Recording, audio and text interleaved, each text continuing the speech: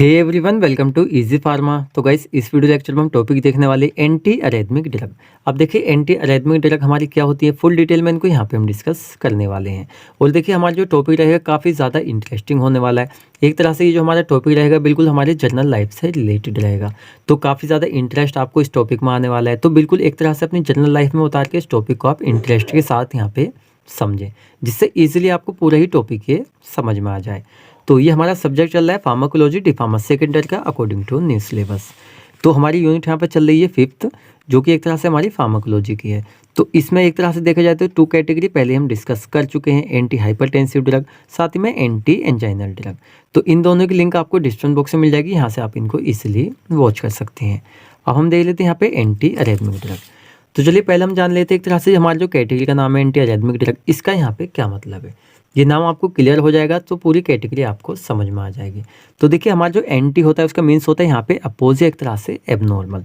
साथ ही में यहाँ पे क्या होता है, एरेथमिक का मीन्स होता है यहाँ पे रिदम, साथ ही में हार्ट बीट।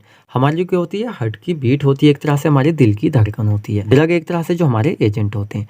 तो यहाँ पे टोटल मीनिंग यहाँ पे क्या निकल कर आ रहा है, आप इसकी डेफिनेशन इसके नाम से बना सकते हैं। सीधे हम कह सकते हैं ये हमारे वो एजेंट होते हैं एक तरह से जिनका यूज़ हम जो हमारी क्या होती है हार्ट बीट होती है उसको एक तरह से नॉर्मल करने के लिए करते हैं। यानी जो हमारी क्या होती है इरेगुलर हो जाती है हमारी हार्ट की रिदम, यानी क्या होता है हार्ट बीट बढ़ जाती है, हिसाब से ज़्यादा बढ़ जाती है, क्या हो जाता है हमें एरिथमिया यहाँ पे हो जाता है। उसको ट्रीट करने में एंटी अरेथमिक ड्रग का यूज़ करते हैं। तो आई थिंक आपका डाउट यहाँ पे क्लियर हो गया होगा हम क्या यहाँ पे पढ़ने वाले हैं।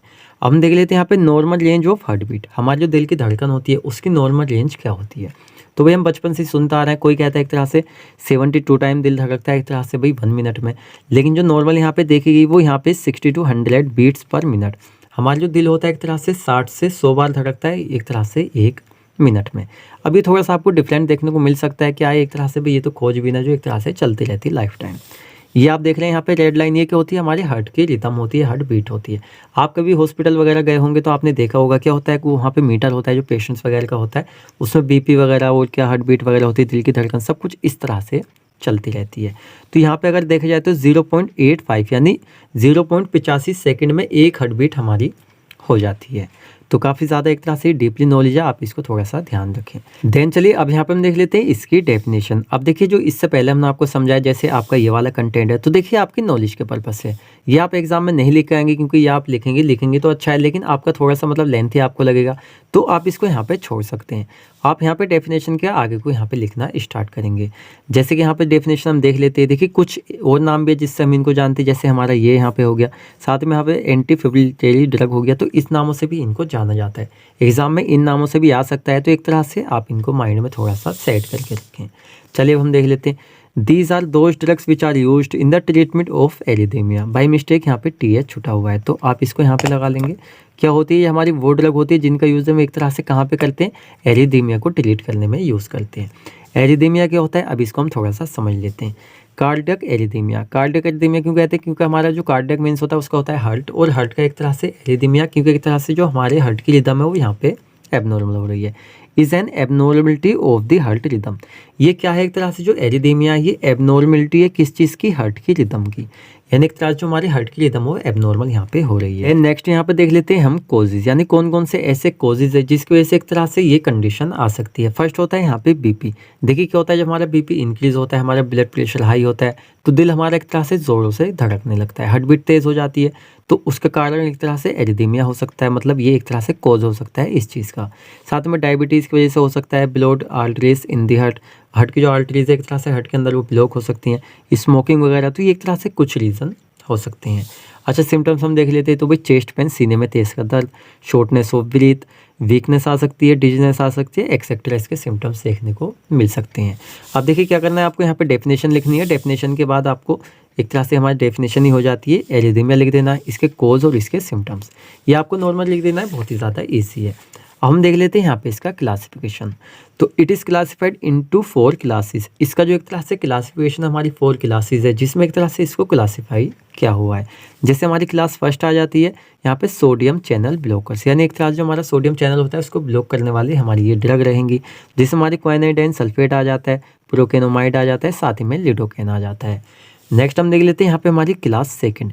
क्लास सेकंड को एक तरह से हम बीटा ब्लॉकर्स कहते हैं। देखिए यहाँ पे फर्स्ट क्लास को हम सोडियम चैनल ब्लॉकर कह रहे हैं, सेकंड को यहाँ पे हम बीटा ब्लॉकर्स कह रहे हैं। तो इस हमारा प्रोप्रेनोलोल आ जाता है, एटिनोलोल और मेटोप्रोलोल। तो नॉर्मली मेन जो इनका वर्क होता है क्या होता है, अभी सारी हमारी जो क्लासिफिकेशन हम देख रहे हैं, एक तरह से मेन वर्क इनका रहेगा बीपी को कम करना, ब्लड प्रेशर कम होगा, जो एक तरह से जो मेन रीज़न होता है एक तरह से हार्ट की रिदम का इंक्रीज होना, वो हमारा बीपी होता है। तो बीपी को यहाँ पे कम किया जाएगा जिससे कि हमारी हार्ट की जो रिदम है वो नॉर्मल हो सके। क्लास थर्ड में हमारे पोटेशियम चैनल ब्लॉकर्स आ जाते हैं, जिसमें हमारा निकोलेंडिल आ जाता है, साथ में यहाँ पे सोटेलोल आ जाता है और यहाँ पे आइबुटाइलाइड आ जाता है। तो ये हमारी क्या हो गई, यहाँ पे क्लास थर्ड हो गई। नेक्स्ट हम देख लेते हैं यहाँ पे क्लास फोर। तो क्लास फोर में हमारे यहाँ पे कैल्शियम चैनल ब्लॉकर्स आ जाते हैं, जो कैल्शियम चैनल को एक तरह से ब्लॉक करने का वर्क करेंगे। जैसे एक तरह से हमारे आ जाते हैं यहाँ पे एम्लोडिपिन आ जाते हैं, वीरापेमिल आ जाते हैं, साथ ही पे हमारे यहाँ पे डिल्टीज़ैम आ जाता है। तो ये हमारे हो गए, सॉरी यहाँ पे डिल्टीज़ैम रहेगा। तो हम देख लेते हैं यहाँ पे फार्माकोलॉजिकल एक्शन। एक बात को आप माइंड में सेट रखें, इन ड्रग का जो हम यूज़ करेंगे एक तरह से क्या करेंगे, जो हार्ट की रिदम है, हार्ट बीट है, एरिथमिया है, ट्रीट करने में एक तरह से हम इसका यूज़ करेंगे। तो क्लास थर्ड का यहाँ पे हम फार्माकोलॉजिकल एक्शन देख रहे हैं। तो चलिए इसमें देख लेते हैं, also known as potassium channel blockers. इसको एक तरह से हम पोटेशियम चैनल ब्लॉकर्स के नाम से भी जानते हैं, जो हमारे क्लास थर्ड है यहाँ पे आप देख सकते हैं। साथ में these are those drugs which block the potassium channel. ये क्या करती है, एक तरह से पोटेशियम चैनल को ब्लॉक कर देती है। अच्छा, पोटेशियम चैनल को भी ब्लॉक कर रही हैं, तो ऐसा तो नहीं है ऐसी फालतू में कर रही हैं, सीधा सीधा क्या होता है, पोटेशियम चैनल ब्लॉक होता है तो उसका रीज़न है हमारे हार्ट बीट जो नॉर्मल होगी, एक तरह से बीपी वगैरह से इसका कनेक्शन होता है।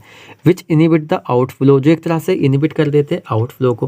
भाई क्या करते हैं, यहाँ पे हमने कैल्शियम चैनल को यहाँ पे ब्लॉक कर दिया, जिससे एक तरह से इनिबिट हो जाएगा आउटफ्लो ऑफ पोटेशियम, यानी पोटेशियम का आउटफ्लो ही तो यहाँ पे इनिबिट होगा, क्योंकि एक तरह से भाई हमने इसको ब्लॉक कर दिया है। तो क्या हो जाएगा, यहाँ पे इसका एक तरह से ये इनिबिट हो जाएगा। इसके इनिबिट होने से होगा क्या, ड्यू टू दिस फेज 3, यानी इस फेज 3 से जिसका एक तरह से क्या कर रहे हैं हम यहाँ पे फार्माकोलॉजिकल एक्शन देख रहे हैं, रिपोलराइजेशन, एक तरह से क्या हो जाएगा, रिपोलराइजेशन हो जाएगा, यानी एक तरह से हमारा जो इफेक्ट है, यानी एक तरह से सीधा हम कह सकते हैं हमारा जो पोटेशियम चैनल यहाँ पे ब्लॉक हो रहा है, और एक तरह से क्या हो रहा है, हमारा जो पोटेशियम है वो इसका जो आउटफ्लो है वो यहाँ पे इनिबिट हो रहा है। तो एक तरह से फेज 3 में रिपोलराइजेशन होने से क्या होगा, ये एक्शन एक तरह से लॉन्ग टाइम तक चलेगा, प्री लॉन्ग चलेगा, जिससे एक तरह से हमारी जो कंडीशन है, हमारी जो रिदम है वो यहाँ पे नॉर्मल हो जाएगी और इफेक्ट हमें वहाँ पे मिल जाएगा। साथ ही में सम ड्रग जैसे हमारे सेटोलोल हो जाता है of class third has also beta blockers activity, ये हमारी कुछ बीटा ब्लॉकर्स एक्टिविटी भी रखती हैं। तो आई थिंक आपको फार्माकोलॉजिकल एक्शन अच्छे से समझ में आया होगा। क्या करते हैं भाई, क्लास थर्ड है, इसको एक तरह से हम पोटेशियम चैनल ब्लॉकर तो कहते हैं, ये हमारी ब्लॉक कर देती है एक तरह से पोटेशियम चैनल को। जो हमारा पोटेशियम चैनल ब्लॉक हो जाता है, पोटेशियम चैनल के ब्लॉक होने से एक तरह से इनिबिट हो जाता है जो हमारा क्या होता है, पोटेशियम का यहाँ पे आउटफ्लो होता है। इसका आउटफ्लो एक तरह से भाई इनिबिट हो जाएगा, लॉन्ग टाइम तक रहेगा, रिपोलराइजेशन हो जाएगा। तो लॉन्ग टाइम तक एक तरह से क्या रहेगा, इनिबिट रहेगा, एक तरह से हमारी जो हार्ट बीट है वहाँ पे वो नॉर्मल हो जाएगी। जब उसका इफेक्ट खत्म हो जाएगा तो दूसरी हम ड्रग ले लेंगे, मतलब उसी को एक तरह से क्या होता है, स्टेप बाय स्टेप डोज में हमारी ली जाती है।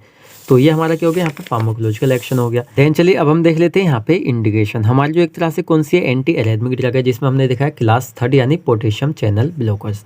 तो उनको किस तरह से हम दे सकते हैं, तो एक तरह से it is use to treat unstable ventricular tachycardia, इसमें हम दे सकते हैं, एट्रियल फिल्ट्रेशन में दे सकते हैं, साथ में यहाँ पे एट्रियल फ्लूटर में दे सकते हैं, साथ में इन एरिथमिया तो हम दे ही रहे हैं, साथ में as a anti arrhythmic drug की फॉर्म में हम इनका यूज़ करते हैं। डोज हम देखेंगे यहाँ पे क्लास थर्ड की देखेंगे, क्योंकि इसी का हमने फार्माकोलॉजिकल एक्शन देखा है। तो हमारा जो सोटेलोल होता है इसकी एक तरह से 80 से 160 mg एवरी 12 घंटे गैप से एक तरह से हम दे सकते हैं, और कुछ हमारे रीजन फंक्शन पे भी एक तरह से ये बेस्ड होता है।